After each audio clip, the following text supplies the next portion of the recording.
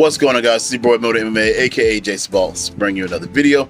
If you could, please comment, like, subscribe. I greatly appreciate it, guys. I'm trying to hit that 300 mark, and I cannot do that without your help. Tell other people about the channel, hit the notification bell, help me out, guys.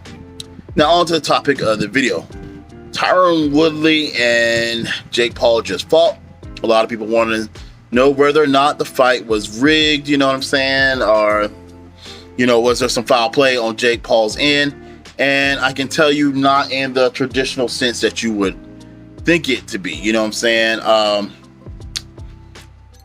There were some things about the fight that were very questionable, and I can understand certainly why people would think that, the fight was rigged. But it wasn't rigged, I would say, in the way that we would call it. Like, I don't think that it was automatically going to go to Jake. I do think, guys, let me just break it down to you. When you're in combat sports, guys, there is a side and there is a B side, and that's just how it is, you know what I'm saying? If you're a Floyd Money Mayweather, if you're a John Jones, if you're a Conor McGregor, you're the A side, you know what I mean? Conor McGregor is losing that spot, that's something they fight hard for. Jake Paul is an A side fighter, you know what I'm saying? If Woodley was going to beat Jake Paul by decision, I got to be honest with you, it's a little bit tougher because everybody know their money is on the line with that. You know what I'm saying? Showtime love having Jake Paul. This guy is a big time celebrity as far as the YouTube world goes. And you got to understand, YouTube has a big reach, you know what I'm saying? And he's been on YouTube almost, since day one of those way back when people, you know what I'm saying?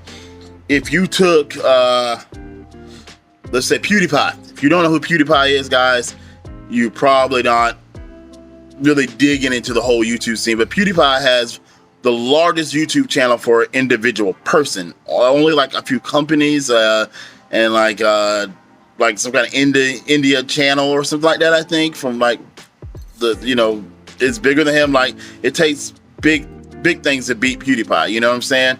If PewDiePie hops into the boxing ring today, I think from what I saw, he has 101 million subscribers. If he jumps into the boxing ring today, he has so much more than even Jake Paul. People are going to watch PewDiePie box. That's just how it is. It doesn't take PewDiePie having a whole lot of skill, whatever. He hops in there, we're going to watch it, you know what I'm saying? And he's going to bring a large fan base.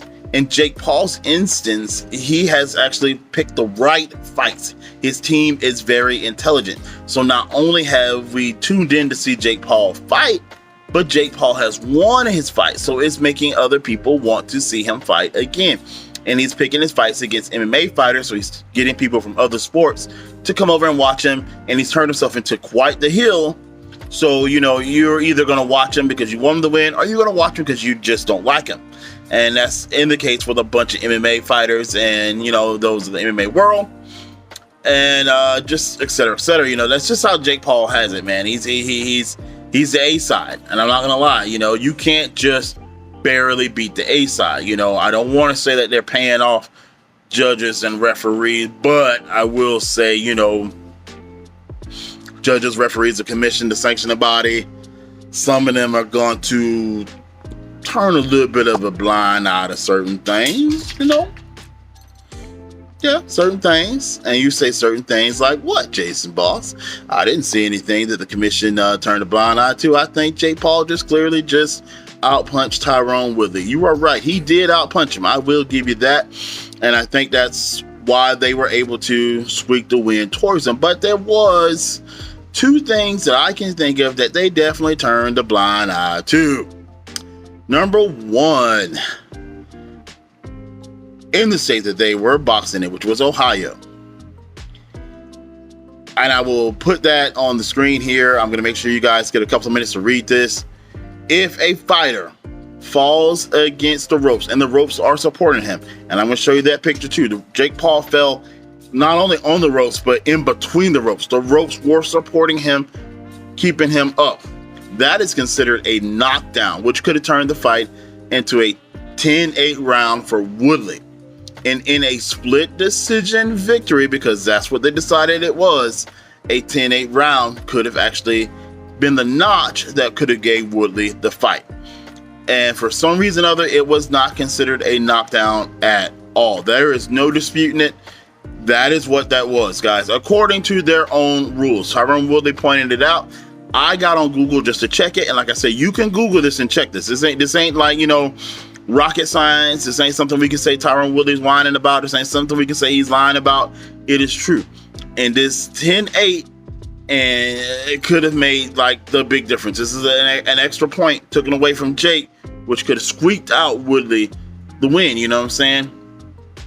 But who knows? We'll never know that, because like I say, in the end, they gave it to Jake Paul.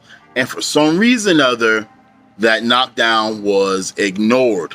Second, Tyron Woodley was given a P-test. They were testing him for performance-enhancing drugs, making sure he wasn't cheating. But for some reason or other, Jake Paul was not given the test, and then the whole entire drug test thing was scratched. Now, if we recall, during the press conference, Jake Paul even made mention when Woodley said, "Are you on PEDs?" Jake Paul mentioned, aren't they giving us a drug test? They're giving us a drug test. So what are you worried about? They're going to give us a drug test. Well, guys, that drug test disappeared. They got it from Woodley, like I said. Come time to get it from Jake, they didn't, and then they just didn't do the P test at all. That is rather suspicious. You know what I'm saying? Why did we get it from Woodley? And what made us not get it from Jake? What made us all of a sudden scratch the P test? There was some things there that were kind of questionable. But I don't want to take away from Jake Paul's victory, because, long run, he did, win the fight. But there were some things that I can see why people would say, I don't know if there was, or wasn't, some cheating going on there. I mean, I can see that. There were some things that would make you think, would they have done that for Woodley?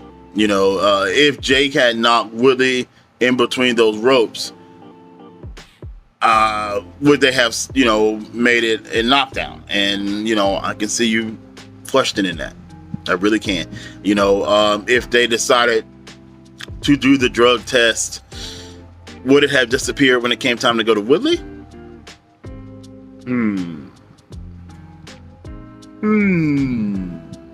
I don't know. I mean, there are some things that I can see, why people would question it. You know what I'm saying? But I'm not, like I said, I'm not trying to take away from the fight. Ultimately, if Woodley had done more, if Woodley had actually came in there and when he was winning, really took advantage of that win and, got Jake out of there, or, laid it on more, they couldn't even have the excuses that they had to take the fight from him. So, Jake just threw more punches, and that was all he needed to get the win. And, if Woodley's or anyone from this day on, if they're going to fight Jake Paul, they got to realize this man is the A side. You're going to have to win to win. And that's it. Who I would like to see Jake Paul fight next? Honestly, I don't want to see him fight the Diaz brothers, because I believe they're good fighters, but they bleed easy. And, they can kind of appear to be losing. So, because they have a lot of scar tissue from all these fights, So that can help Jake kind of win. I would like to see him fight, to me personally, Tommy Fury, because I know they say that Fury doesn't sell the pay-per-views, but I guarantee you, if they work together with his older brother Tyson, they can get some pay-per-view sold, and they can make big numbers, guys. They can. If they can do it with Ben Askren, them saying that it's all about the pay-per-view numbers, to me, is crap. Okay, Ben Askren got knocked the hell out by Jordan Masvidal. Wasn't the best as far as when he got into the UFC, and they still made big numbers. You know what I mean? Woodley lost 4 fights in a row, and they still made big numbers. So you telling me the brother of Tyson Fury, who we all know about, who can definitely back, his brother up, definitely put money out there, definitely, what I'm saying, help push him, wouldn't be big money? I believe he will. From what I hear, he may fight Anderson Silva. Anderson Silva's pretty technical. He does a lot of bobbing and weaving and stuff. So that could potentially be a big fight, but I really would like to see Jake fight a boxer, period. Last thing I want to comment on was the bet. Tyron, don't you dare get another man's name tattooed on you. I don't care what happens. I ain't gonna let no other man brand me, homie. I don't think so. Plus, that kind of, you should be in charge of your own money enough where you don't have to stoop to someone's level and, you know, let them brand you just so you can get a rematch. I don't think so. You know, you need to learn how to handle your own business so you got money where that's not even an issue. Because, you know, Jake is calling all the shots on some of this stuff, man. I mean, even the bet itself was a bet that Jake Paul came up with, that Jake Paul was comfortable with.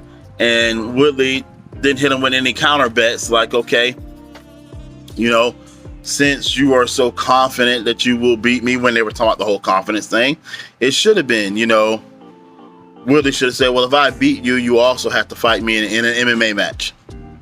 And otherwise, you know, I'll do the tattoo thing. You know, I can guarantee you then Jake would have no longer wanted to bet anything. But, you know what I'm saying, they kind of let Jake run the show on a lot of stuff, you know.